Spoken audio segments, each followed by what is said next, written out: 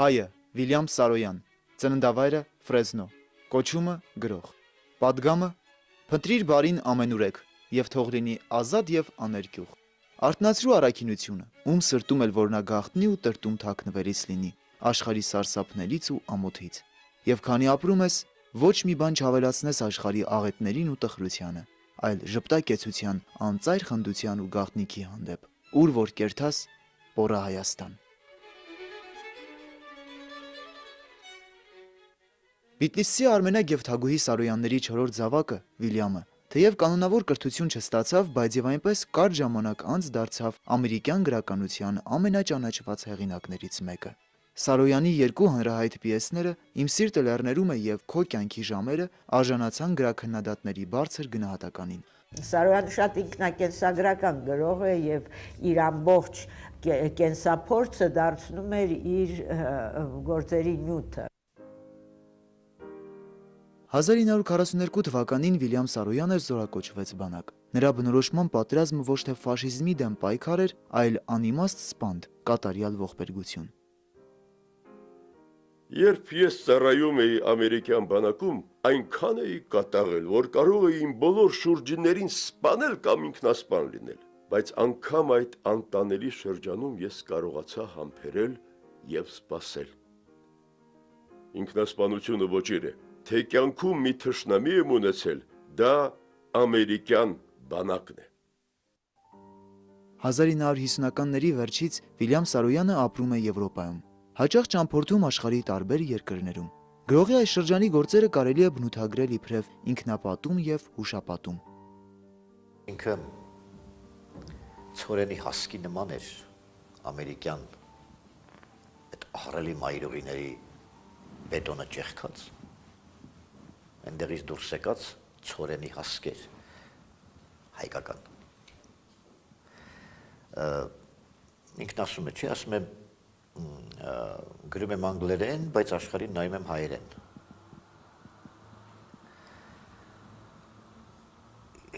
Իր ժողովրդի հոգեկան փորձառությունից հայրենազուրկ մարդու հայացք է դա հայտնված նոր աշխարհում, որը շատ կողմերով օտար է։ Այդ աշխարհի հետ մերվելու կամ այդ աշխարհի հետ ունեցած իր վեճի մասին է։ Բնորանից, հայրենիքից, իր կամքին հակառակ, պատմական հանգամանքների բերումով, Օսմանյան Թուրքիայից ապահով անվտանգ բարեբեր ապագա որոնող հայ ընտանիքից ավակ է այնտեղ ծնված Ֆրեսնոյում,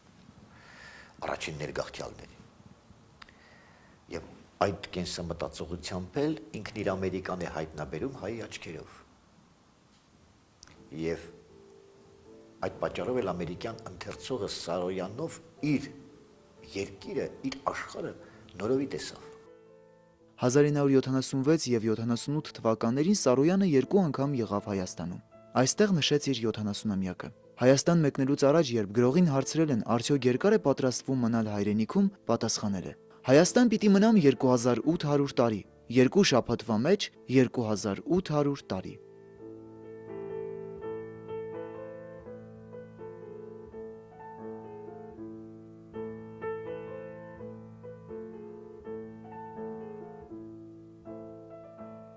Գրողների միությունում հանդիպում եղավ, առաջին հանդիպումն էր շատ համոհոտով հանդիպում էր, Սարոյան երևաց իր բնավորության այդ ամբողջ հարստությամբ, ողջունեց ում ուզում էր ողջունել, ում չէր ուզում ողջունել չողջունեց,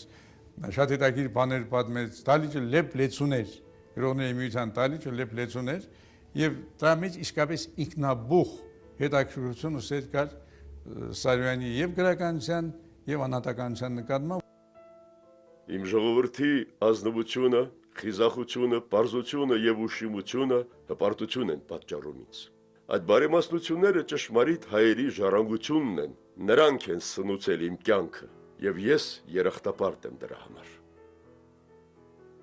Գրող Գուրգեն Մահարու հուշերում բավականին ուշագրավ մի պատմություն ենք կարդում, կապված Վիլյամ Սարոյանի հետ։ Գրողների տանը հանդիպումը կայացավ անպատրաստից։ Անկախ այս հանգամանքից մթնոլորտը ջերմ էր։ Բիթլիսցի գրող կա այստեղ, սեղմեց ձեռքը։ Շատ ուրախ եմ։ Բիթլիս կհիշես, կհիշեմ։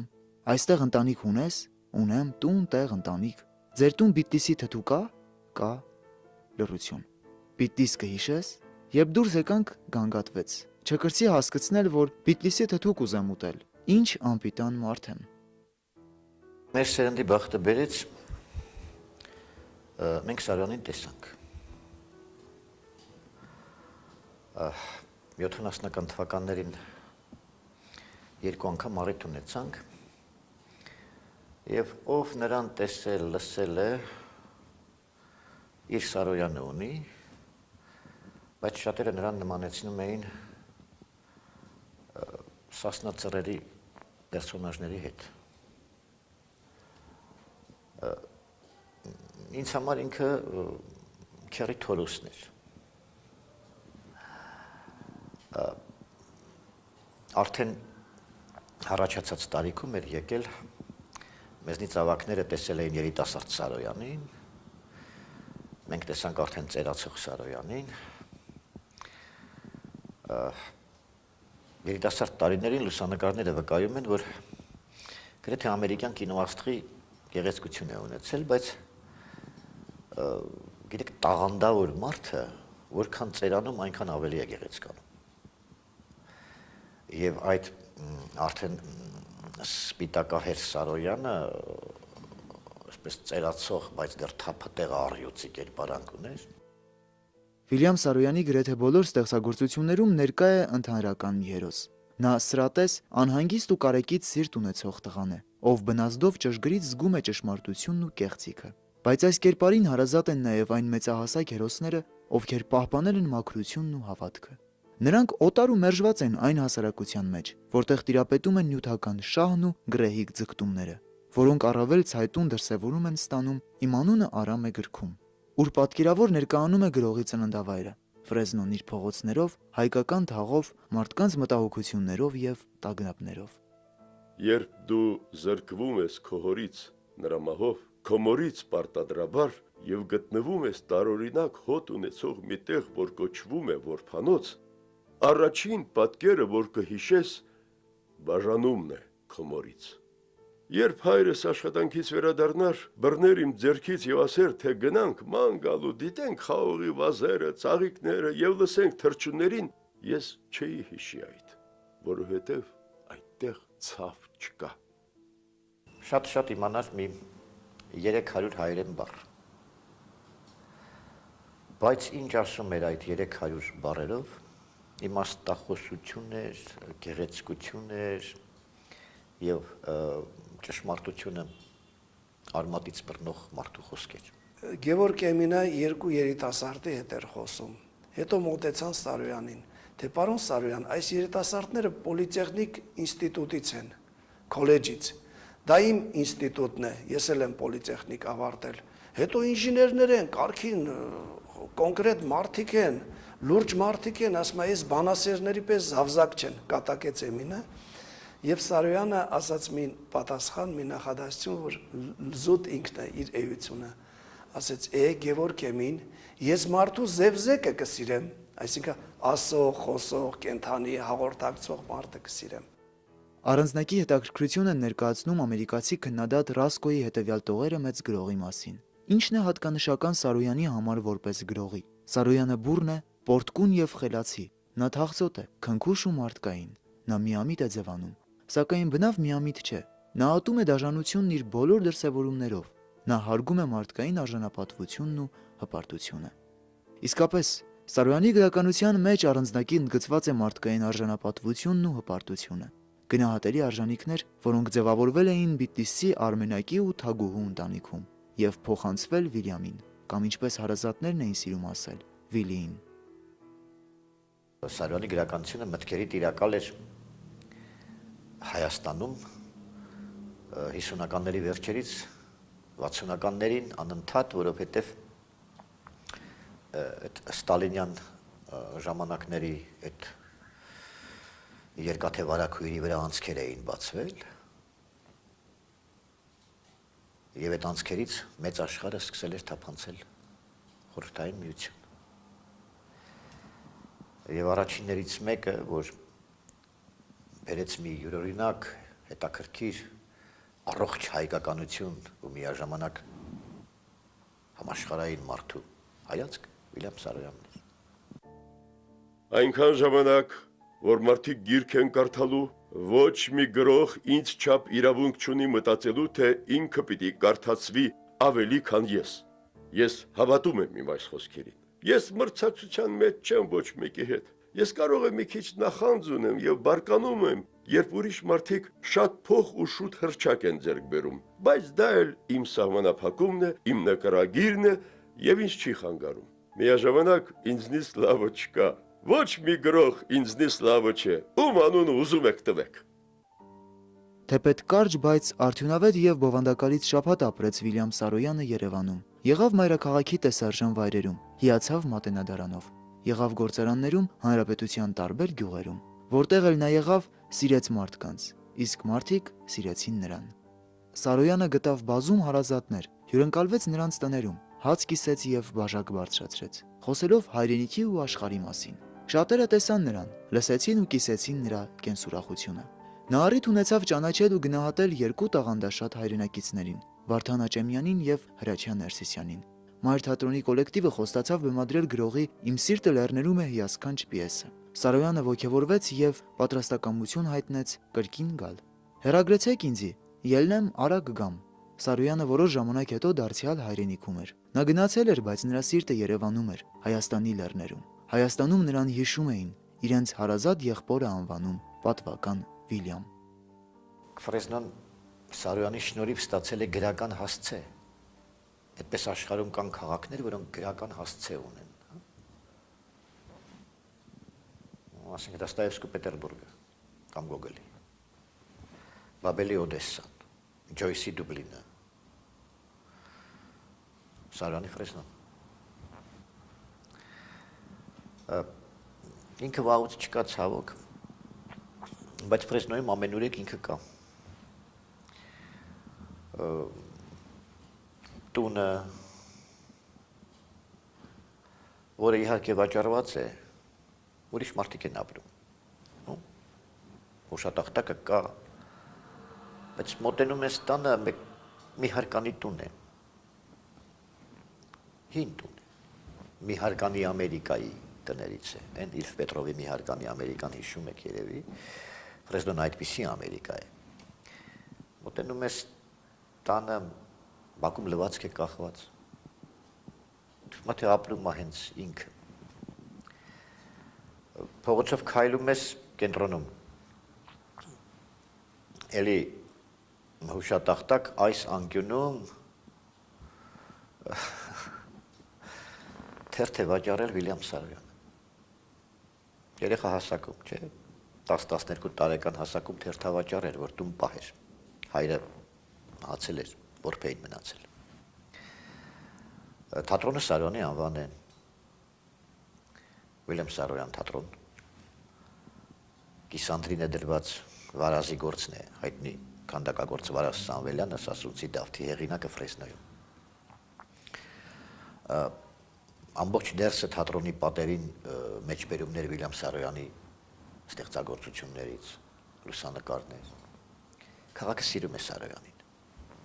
Վիլյամ Սարոյանը մի առիթով ասել է, թե մեծին ճանաչելու համար ինքդ պիտի մեծ լինես, եւ դա կարելի է վերագրել հենց իրեն, Սարոյանին, քանզի նա ստարժանավույն գնահատում էր ժամանակի մեծերին եւ հաճախ հաղորդակցվում նրանց հետ։ Սարոյանը մտերիմ է եղել Ջորջ Գերշվինի հետ, հանդիպել է Բեռնարդ Շոուին, Չապլինին, Պիկասոին, Էլիոթին, Եղիշե Չարենցին եւ այլոց։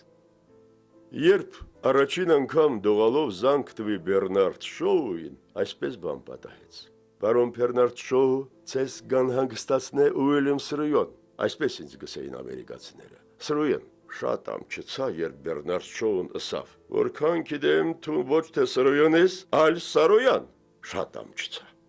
Նա 42 թվին ամուսնացավ երիտասարդ մի աղջկա Կերոլ Մարկուսի հետ, որ 18 տարեկան էր, երիտասարդ, իր հետաքրություններով, իր ձգտումներով ապրել ինչ-որ այսպես կոկտեյլ պարտիների, կինո ստուդիաների մեծ գրողի կողքին որոշ, այսպես ասած, աստղային կյանքով գուցե, հա։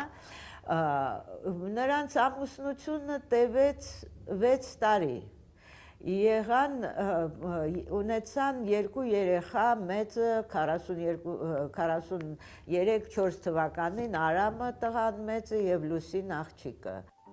Վիլյամ Սարոյանի ստեղծագործությունների մեծ երկրպագուն էր նաև Մարտիրոս Սարյանը։ Գեղանկարիչը անկեղծորեն հիանում էր սարոյանական պարզությամբ ու մանկանը բնորոշ միամտությամբ։ Գույների վարպետը Սարոյանի հետ ունեցած հանդիպումներից հետո պետք է տեսներ ու գնահատեր այն, ինչ իզորու չէին անելու աշխարհի ամենահեղինակավոր գրաքննադատները։ Ահա թե ինչ ենք կարդում Մարտիրոս Սարյանի հուշերում։ Ես լիապես երջանիկ մարդ եմ համարում Վիլյամ Սարոյանին։ Անընդհատ զարմանալու ընդունակությամբ է հոշտված այդ զարմանալի մարդը։ Զարմանքն ամենից ավելի ուժեղ ու հատկանշական է երեխաների մոտ, մաքուր, ազնիվ, անսահմանորեն գեղեցիկ։ Երջանիկ են այն մարդիկ, որ տարիքն առնելու հետ չեն կորցնում զարմանալու ընդունակությունը։ Սարոյանը հենց այդ մարդկանցից է։ Ուղղակի մեծ երեխա է եւ այն էլ հանճարեղ։ Զարմանքով գրում է բաների մասին, որոնք թվում է այնքան հասարակ, պարզ սովորական են, որ հետաքրքրություն չեն ներկայացնում, բայց դրանց խորքում այնքան պարզ իմաստություն, փիլիսոփայություն, փիլիսոփայական վեհություն, զգացմունքների, տպավորությունների այնքան բազմազանություն եւ մեծ արվեստ հրճվանք կա։ Սարոյանը պայծառ կեսօրվա գրող է։ Իր գրականությունը ցերեկային է։ Արևը շողշողում է այդ գրականության մեջ։ Սարյանական բան ունի։ Թեպետ ինքը շատ լավ գիտեր իրական կյանքը եւ այդ կյանքի դառնությունները, ցավերը, տխրությունները, հիասթափությունները անընդհատ կան իր գրականության մեջ, բայց դրա հետ մեկտեղ իր Ջիմ Դենդի թատերախաղի հերոսի մասին ինքը ասում է, որ նա գիտեր ճշմարտությունը, բայց ավելի լավ բան էր որոնում։ Իմանալ ճշմարտությունը որոնել ավելի լավ բան, այդ որոնումը մարդուն դարձնում է կամ օգնում է, որ դառնա ավելի լավը, քան ինքը կա։ Եվ կարևոր չէ ի վերջո դու կգտնես այդ լավ բանը, թե չես գտնի, կարևորը ցկտումն է, որոնումն է, որը ինչ որտեղ այս կյանքում բարին ավելացնում է, որտեղ մյուս հերոսը իմ սիրտը լեռներում էի երեխան ասում է աշխարհում ինչ որ բան սխալ է։ Ուրեմն Սարոյանը այդ սխալ աշխարհի մասին պատմողն էր ավելի լավը որոնելով։ 1978 թվականի հոկտեմբերի 16-ին Երևանի պետհամալսարանի Լեբլեցուն դահլիճում արտարոց աշխուժություն էր տիրում։ Վիլյամ Սարոյան աշխարհահռչակ հայի ոգին ու ձայնն էր թևածում դահլիճում։ Գրողը հպարտությամբ խոսեց ճշմարիտ հայերի ոգեղեն հարստությունների, ազնվության, խղճի, բարության, խիզախության ու մաքրության մասին։ Հետո ուսանողներին ասաց. երիտասարդներն իմ բարեկամներն են, քանզի ինքս ալ երիտասարդ կզգամ ինձի։ Ռեկտորատում էս մրգերը, որ ինքը ճաշակում էր, վերջում հարցրեց. ասիկ իմ պատվին դրացեք, չէ՞։ Ասացին, այո, իհարկե, պարոն Սարոյան։ Թե ես ձեզ նման չեմ ամչնար եւ վերցրեց այդ պարտկառելի մարդը եւ տանց եւ խնձոր լցրեց բոլոր գրպանները։ Այսպես Սարոյանն է։ Աշխարհում չեմ տեսնում այնպիսի ուժ, որը ի վիճակի լիներ ավերելու այս ազգը, որն իր մղած մարտերում հաղթել է եւ տանուլ տվել, որի գոյատևումը քանդվել, խախտվել է, որի գրականությունը դերևս չի ընթերցվել, որի երաժշտությունը դերևս չի ունկնդրվել, իսկ աղոթքներն էլ մնացել են անարձագանք։ Շարունակեցեք ավերել այս ազգը, ավերեցեք Հայաստանը, անապատներ քշեք հայերին իրենց օջախներից, թողեք նրանց առանց հացի ու ջրի, այրեք նրանց տներն ու եկեղեցիները եւ ապա տեսեք արդյոք նրանք չեն ծիծաղի կրկին, տեսեք թե նրանք կրկին չեն երգի ու աղոթի, որովհետեւ երբ երկու հայ հողագնդի վրա որևէ տեղ հանդիպեն, տեսեք թե նրանք չեն կերտի նոր Հայաստան։ Հին ընկերներից մեկը մոլդավացի գրող, բավական հայտնի Մոլդավիայում շատ ընթերցվող դեռ հին տարիներին, մի անգամ մեր զրույցներից մեկի ժամանակ ինձ ասաց, որ Սարոյան ընթերցելիս ասաց, ես ինձնից անկախ դառնում եմ հայ։ Կարդալու ընթացքում ես հայ եմ դառնում, սկսում եմ այդպես մտածել, այդպես զգալ։ Դեք ինչ, գրականության հիպնոսն է։ Եվ իսկապես Սարոյանը մոտեցնում է, մեզ է մոտեցնում մեր էությանը եւ մեզ չիմացողներին է մոտեցնում մեր էությանը։ Այդ պատճառով էլ երևի նախորդ 100-ամյակի ամենակարևոր, ամենահետաքրքիր, ամենաթանկ հայերից մեկն է։ Վիլյամ Սարոյանը, երբ վերջին անգամ Հայաստանում էր, մի օր Վահագն Դավթյանի հետ զրուցելիս ասել է. «Վարպետ Մարտիրոս Սարյան չի կա, Հրաչյա Ներսիսյան չի կա, Վարդան Աճեմյան չի կա, ու շատ տխուր եմ»։ Մեծանուն գրողն իր մահկանացուն կնքեց 1981 թվականին Ծննդավայր Ֆրեզնոյում, նախապես կտակելով, որ իր աճյունից մի բուր տեղափոխվի Հայաստան։ Այժմ նա ննջում է վարպետ Մարտիրոս Սարյանի, Հրաչյա Ներսիսյանի, Աճեմյանի եւ մեր մյուս մեծերի կողքին։ Հայրենիքում, մեր մեծերի պանթեոնում այսօր էլ սարոյանական համանվագի մեջ պղնձե փողեր են ղողանջում, որ ասես անverջ կրկնում են, իմ սիրտը լեռներում է։ Այստեղ լսվում է բարության ձայնը, գթության բարբառն ու ցավի շշուկը, որոնք գալիս, միահյուսվում ու փոխվում են մինչ այդ աշխարհում չլսված մի զարմանալի մեղեդու։ Ծնցղաններն այստեղ հպարտորեն հնչեցնում են սարոյանական պատգամը, ուր որ կերթաս, պոռա Հայաստան։